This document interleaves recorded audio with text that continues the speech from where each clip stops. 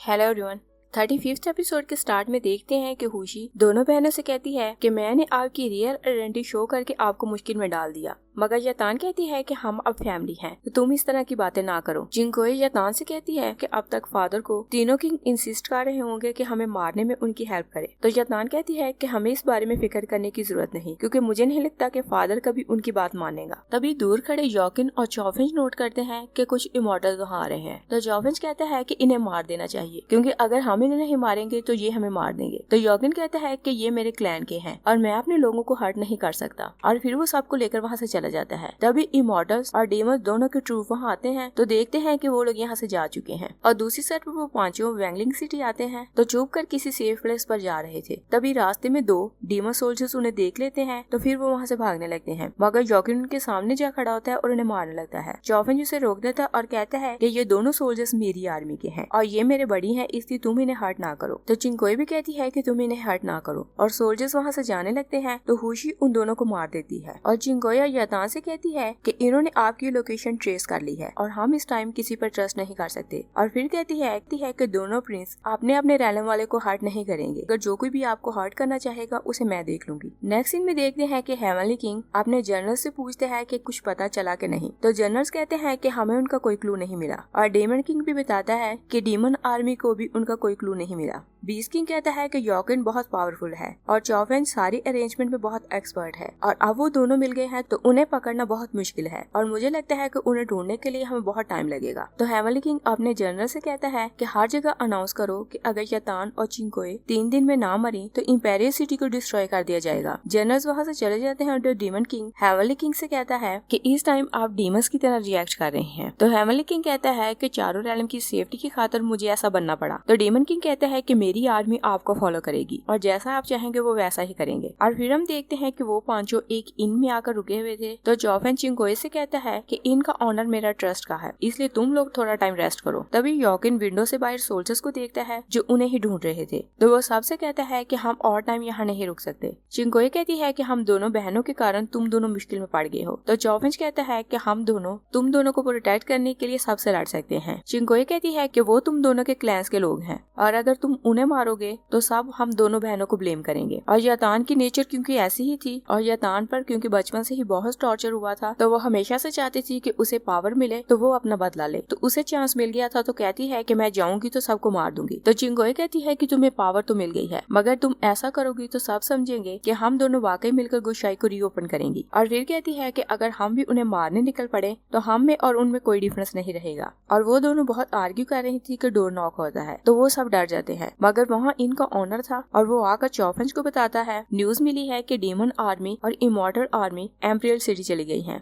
और heavenly king ने announce किया है कि 3 दिन में अगर दोनों बहनों को मारा ना गया तो वो एम्परियल सिटी को डिस्ट्रॉय कर देगा। और फिर कहता है कि वो इसी कारण ऐसा कर रहे हैं कि दोनों प्रिंसेस अपने फादर को प्रोटेक्ट करने वहाँ जाएं। चिंकोई कहती है कि वो हमारे फादर को यूज करके हमें मारना चाहता है, तो यतान बहुत गुस्से में आती है कि मैं फादर को बचाने वहाँ जाऊंगी। यॉकिन उसे रोक लेता है। खुशी कहती है कि वो लोग यही चाहते हैं, फिर आप दोनों डोंगची क्लैन की हैं, और मुझे नहीं लगता कि आपको किंग 10 के लिए वरीड होने की जरूरत है। तो यॉकिन कहता है कि वो उनका फादर है, तो वो उसकी फिक्र क्यों ना करें। चॉफिंज कहता है कि खुशी ठीक कह रही है, अगर तुम दोनों बहनें वहाँ जाओगी तो सिचुएशन और खराब हो जाएगी और फिर हम इसे नहीं संभाल सकेंगे। तो यतान उससे पूछती है कि क्या तुम्हारे पास इससे अच्छा कोई आइडिया है। दूसरी साइड पे देखते हैं कि दोनों रैलम्स की आर्मी एम्परियल सिटी में आ गई थी, तो किंग 10 छत पर खड़े होकर दोनों किंग को आवाजें देता है कि तुम लोग अंदर आओ और थोड़ा रेस्ट करो, मगर वो दोनों उसकी बात नहीं सुनते, तो वो गुस्से में नीचे आ जाता है। हेवनली किंग उन्हें गुस्से में देकर कहता है कि तकलीफ के लिए सॉरी, मगर हम ट्विन फ्लावर की स्पिरिट्स को मारे बिना यहाँ से नहीं जा सकते। किंग 10 कहता है कि सालों हमने इमॉर्टल को रिस्पेक्ट दी और डेमन से हम लोग डरते रहे, और इसी कारण मैंने अपनी दोनों बेटियां दोनों क्लैंस में ब्याही, और मुझे लगता था कि हमारा रिश्ता स्ट्रॉन्ग होगा, मगर आप दोनों अपनी अपनी आर्मी के साथ मेरे पैलेस में खड़े हैं और मेरी बेटियों को मारने आए हैं। डेमन किंग किंग 10 पर अटैक करने लगता है, तो हेवनली किंग उसे रोक देता है और कहता है कि ट्विन फ्लावर्स अभी यहाँ नहीं आई, और अगर आपने इसे मार दिया तो वो लोग यहाँ नहीं आएंगी। किंग 10 कहता है कि हम ह्यूमंस चाहे वीक हैं, और अगर आज मैं अपनी बेटियों को प्रोटेक्ट नहीं कर सकता तो मैं बाकी ह्यूमन रेस को प्रोटेक्ट कैसे करूंगा। और फिर कहता है कि अगर तुम लोगों ने मेरी बेटियों को टच भी किया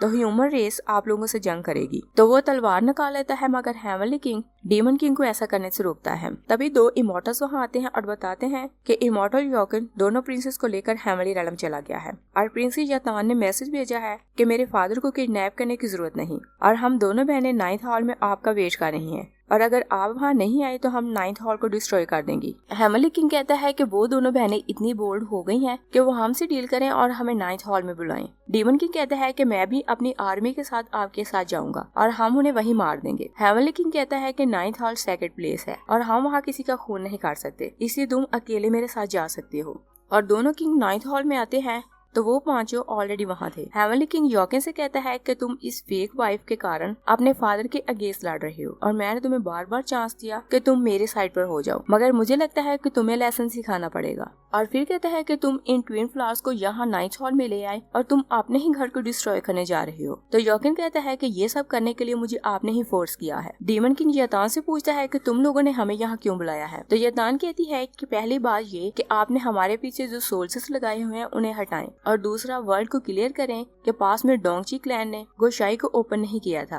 और ना ही वो वर्ल्ड को डिस्ट्रॉय करना चाहते थे। और होशी कहती है कि आप मुझे सोल गैदरिंग लैंप वापस करेंगे ताकि मैं अपने क्लैन की स्पिरिट को फिर से वापस लाऊं और वो फिर से जन्म ले। डीमन किंग कहता है कि तुम लोग इस लायक नहीं कि हम लोगों के साथ डील करो। तो दोनों साइड के जनरल्स उन पर अटैक करने लगते हैं। तो दोनों बहनें मिलकर उन सोल्जर्स की पावर एब्जॉर्ब करने लगती हैं और उन दोनों बहनों की पावर देखकर दोनों किंग शॉक रह जाते हैं, क्योंकि अगर वो एक हो जाएं तो उनका मुकाबला कोई नहीं कर सकता था। और चिंगोए क्योंकि सॉफ्ट हार्टेड थी तो कहती है कि अगर तुम लोग हमसे प्रॉमिस करो कि हमें हर्ट नहीं करोगे और हमारे क्लैन का नाम क्लियर करोगे तो हम दोनों बहनें अपने ट्विन फ्लावर की पावर फिर से यूज नहीं करेंगी। हेवनली किंग कहता है कि तुम लोग यहाँ आ तो गए हो, मगर यहाँ से बाहर कैसे जाओगे। तभी हेवनली क्वीन वहाँ आती है तो कहती है कि इन लोगों को यहाँ से निकालने के लिए शिया क्लैन आज से जंग करेगा और किंग से कहती है कि आप इन्हें यहाँ से जाने दें, वरना फ्यूचर में शिया क्लैन इमोर्टल्स के साथ कोई रिलेशन नहीं रखेगा। और हेवनली किंग जब देखता है कि सब लोग उसके अगेंस्ट हैं तो वो डील को ओके कर देता है। डीमन किंग रेजिस्ट करता है तो हेवनली किंग उसे इशारा करता है और कहता है कि बड़ी जंग जीतने के लिए छोटे मैटर्स पर डील कर लेनी चाहिए। और फिर देखने में लग रहा था कि सब कुछ ठीक हो गया है, इसलिए वो सब बहुत खुश थे।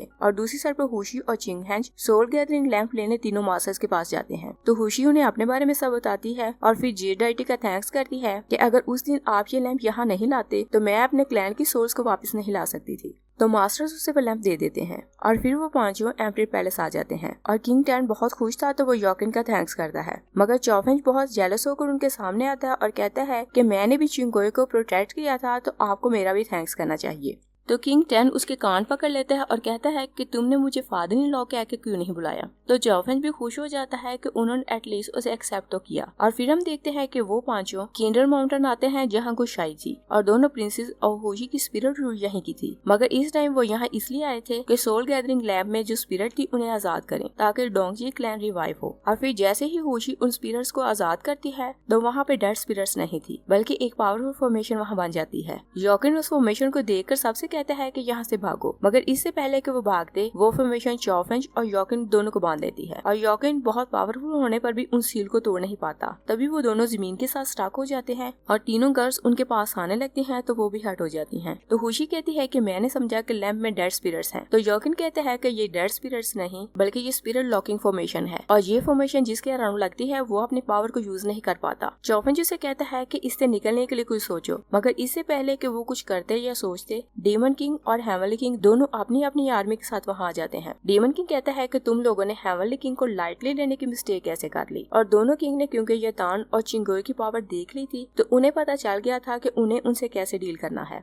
और उनकी पावर को खत्म कैसे किया जा सकता है। तो डीमन किंग प्योर यानी चिंगोए की पावर को खींचने लगता है और हेवनली किंग यतान की पावर को एब्जॉर्ब करने लगता है। यॉकिन फादर से कहता है कि किसी इंसान को मारते हुए क्या आपको शर्म नहीं आती। तो किंग कहता है कि मैं चारों रेलम को बचाने जा रहा हूँ और मुझे इसमें शर्म क्यों आएगी। और फिर वो यॉकिन को बताता है कि ये सोल लॉकिंग स्पेल है और इसे तुम्हारे तीनों फेवरेट मास्टर भी मिलकर नहीं तोड़ सकते। और चिंगोए जब देखती है कि यॉकिन और चॉफेंज भी उनकी हेल्प नहीं कर सकते तो वो कहती है कि गोशाई को सील रखने के लिए मुझे आपको कुछ बताना है। तो हेवनली किंग डीमन किंग को इशारा करता है तो वो चिंगोए को छोड़ देता है। चिंगोए कहती है कि गोशाई को तब रीओपन किया जा सकता है जब ट्विन फ्लावर की पावर एक हो और दोनों में से अगर एक मर जाए तो दूसरा पार्ट अकेला कुछ नहीं कर सकता और अगर मैं मर गई तो यतान अकेली कुछ नहीं कर पाएगी। योकिन कहता है कि प्रिंसेस चिंगकोई आप ऐसा ना करें और चौफेन भी उसे मना करता रहता है, मगर चिंगकोई याद करती है कि कल रात हुशी ने उसे बताया था कि अगर आप दोनों में से एक सिस्टर मार जाए तो दूसरी अकेली गुशाई को रीओपन नहीं कर सकती। और तभी चिंगकोई ने डिसाइड कर लिया था कि यतान को बचाने के लिए उसे ऐसा करना है।